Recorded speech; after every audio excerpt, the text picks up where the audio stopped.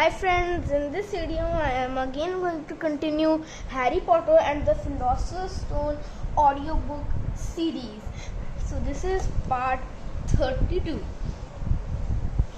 So I left from page number 155 and I will start from page number 156. So yeah, from here. Okay. At 3:30 that afternoon, Harry and Ron and the other Gryffindor hurried down the front steps into the grounds for their flying lesson.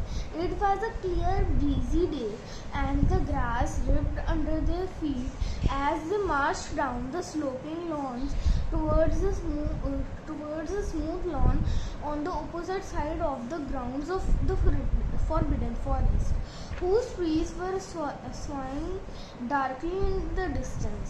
The Slytherins were already there, so were 20 broomsticks lying in neat lines on the ground. Harry had heard Fred and George easily complain about the school brooms, saying that some of them started to vibrate if you flew too high, or always flew slightly to left. Their teacher, Madame Hooch, arrived. She had short grey hair and yellow eyes like a hawk.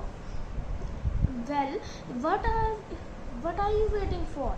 She barked. Everyone stand by a broom. Come on, hurry up. Harry glanced down at his broom. It was old and some of twigs stuck out at odd angles. Stick out your right hand over your broom, called Madame Hooch at the front, and say up, up, everyone shouted. Harry's broom jumped into his hand at once, but it was one of the few that did. Hermione Grangers had simply rolled over the ground, and Neville hadn't moved at all. Perhaps brooms like horses could tell when you were afraid, though, thought Harry. There was a quiver in Nelly's voice that said only too clearly that he wanted to keep his feet on the ground. Madame Hook then showed them how to mount their brooms without sliding off the end, and walked up and down the rows, correcting their drips. Harry and Ron were delighted when she told Malfoy he hadn't been doing it. He had been doing it wrong for years. Ground hard, said Madame Hooch. Keep your brooms steady. Rise a few feet and then come straight back down by leaning forward slightly. On my whistle, 3, 2. But Neville, nervous and jumped and frightened of being left on the ground, pushed off hard before the whistle had touched Madame Hooch's lip. Come back, boy, she shouted, but Neville was rising straight up like a cork shot out of a bottle.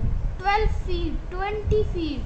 Harry saw his scarred white face look down at the ground, falling away. Saw him gasp, slip sideways off the broom, and wham! A thud and a nasty crack, and Neville lay face down on the grass in a heap. His broomstick was still rising higher and higher, and started to drift lazily towards the Forbidden Forest and out of sight. Madame Hooch was blending over Neville, her face as white as his. Broken wrist, Harry he heard her mutter, "Come on, boy, it's all right. You get up. You get." She turned to rest. She turned to the rest of the class. None of you is to move while I take this boy to the hospital wing. You leave those rooms where they are, or you will be out of Hogwarts. You can say Quidditch. Come on, dear. Neville, his face tear clutching his wrist, hogged off with Madame Hooch, who had her arm around him. No sooner were they out of earshot than Malfoy burst into laughter. Did you see his face? The great lump. The other children joined in. Shut up, Malfoy, snapped Parvati Patil. Oh, sticking for Longbottom, said Pansy Parkinson, a hard-faced Slytherin girl. Never thought you would like fat little cry babies, Parvati. Look, said Malfoy, darting forward and snatching something out of the grass. It's that stupid thing Longbottom's grand sent him. The Remembrall, glittering in the sun as he held it up. Give that here, Malfoy, said Harry quietly. Everyone stopped talking to watch. Malfoy smiled nastily.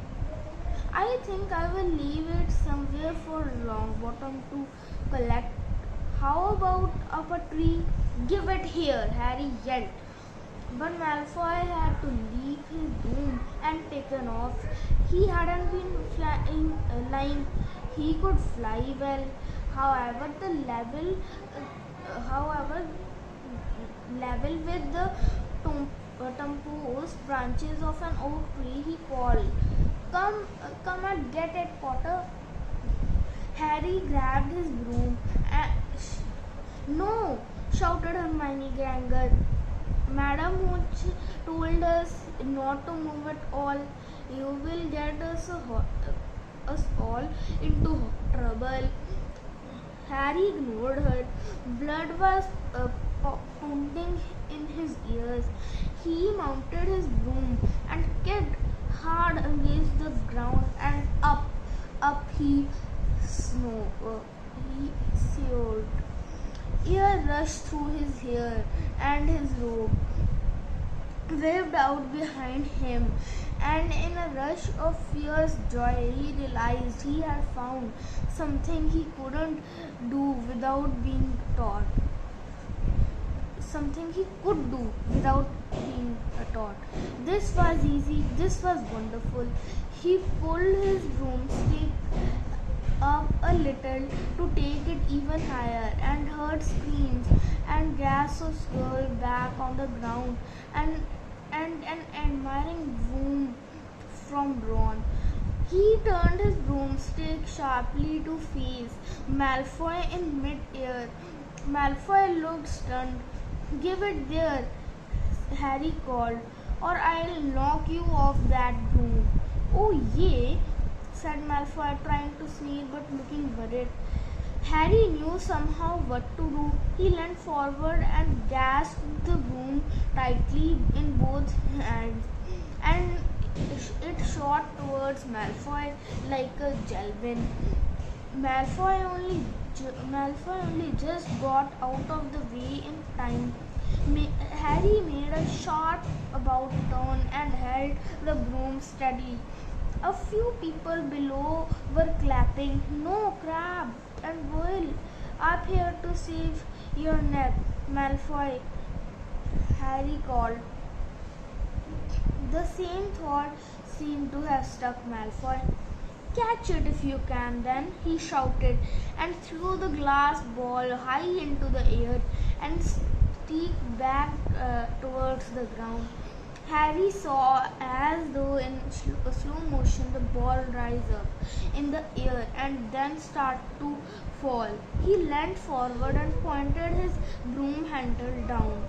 Next second he was gathering speed in steep dive, racing the ball, and wind whistled his ears, mingled with screams of people watching, and scratched out his hand a foot from ground. He caught it just in time to pull his broom straight and topped gently onto the grass. With the remember all, Harry clutched safely in his hand. Harry Potter, his heart sank faster than he had just died. Professor McGonagall was running towards them. He got to his feet, trembling. Never in all my time at Hogwarts. Professor McGonagall was almost speechless with shock, and her glasses flashed furiously. How dare you! Might have broken your neck. It wasn't his fault, Professor. Be quiet, Miss Patel. But Malfoy, that's enough, Mr. Weasley. Potter, follow me now. Harry caught sight of Malfoy, Crabbe and Goyle, thumping faces as he left, walking numbly in Professor McGonagall's wake. As she strode towards the castle, he was going to be expelled. He just knew it. He wanted to say something to defend himself, but there seemed to be something wrong with his voice. Professor McGonagall was sweeping along without even looking at him. He had just jogged to keep up. Now he had done it. He hadn't even lasted 2 weeks. He would be packing his bags in 10 minutes. What would the Dursleys say when he turned up on the doorstep, up the front steps, up the marble staircase inside, and still Professor McGonagall didn't say a word to him. She wrenched open doors, marched along the corridors with Harry trailing miserably behind him. Maybe she was taking him to Dumbledore. So friends, here our reading for today finishes, and meet you in the next video. Bye bye.